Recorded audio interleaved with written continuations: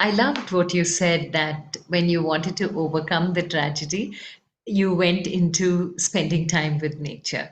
Was it something that you consciously did at first and then just seamlessly went into doing, spending more time with it? Or was it a suggestion given by somebody? How did you even think to overcome the sorrow that you were going through personally?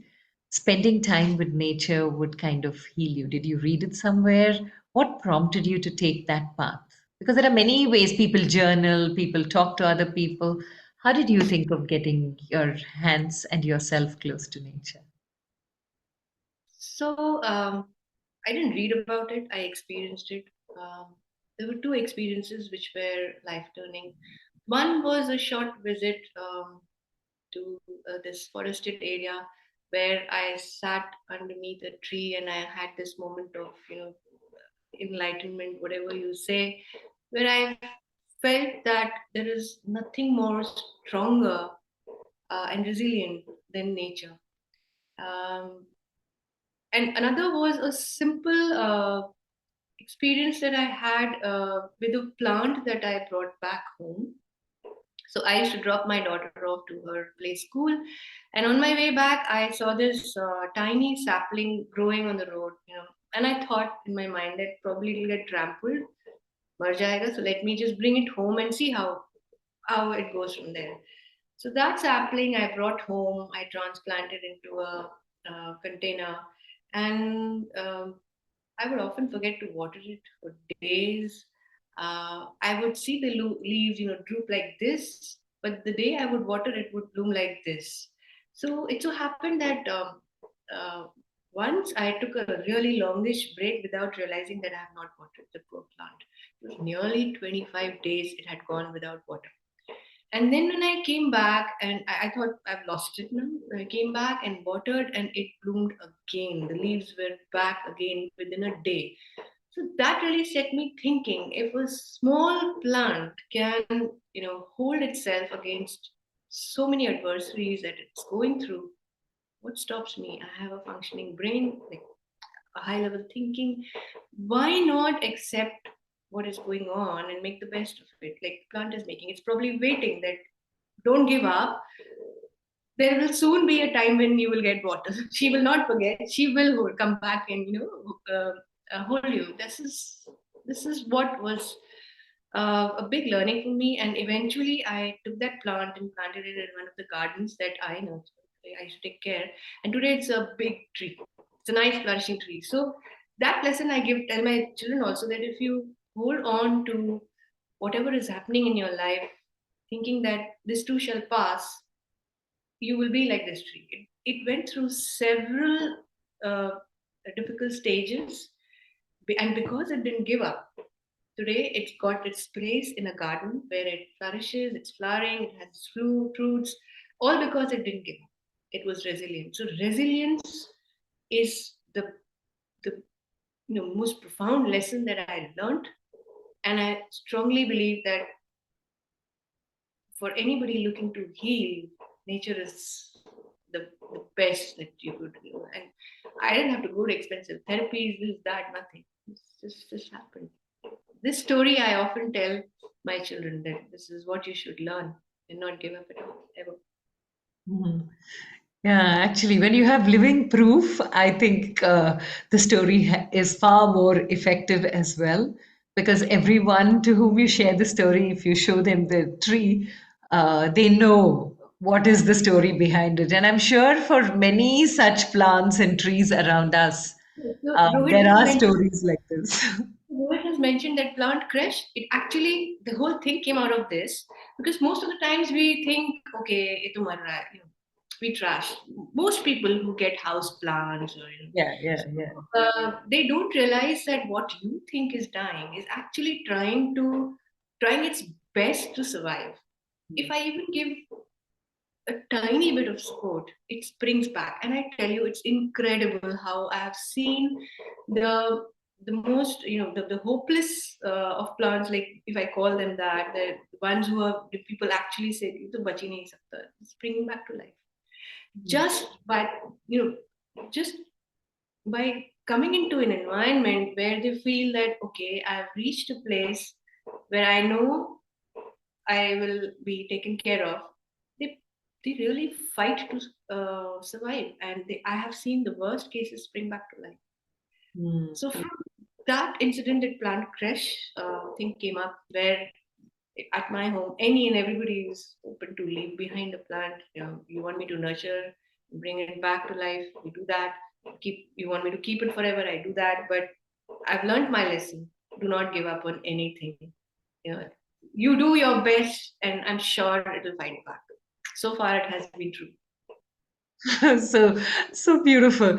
Okay, now we'll go back to the professional Shivani, to the work, and this parallelly gave you a lot of healing that you were doing, the work with uh, uh, the nature, the healing process. It gave you a lot of calmness and it helped you.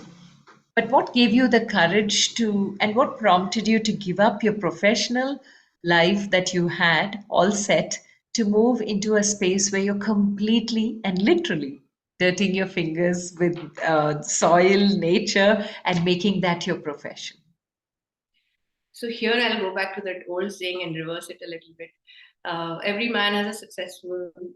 successful man has a woman behind him. I would say every person, every woman like me who gets to follow her passion is probably has a husband like Rohit firmly backing her up. So he knew that this is what I really wanted to do. So just before COVID struck, he actually told me that why not? I am there.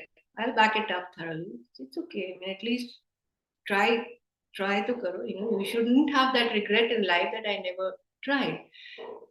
What worst? You would not succeed commercially, but at least you will have it that I uh, I Right. did try.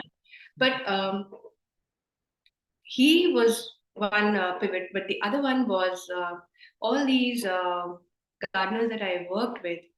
Unfortunately, several of them lost their jobs, and uh, I wanted to do something to help them get employment, or at least something that keeps their home,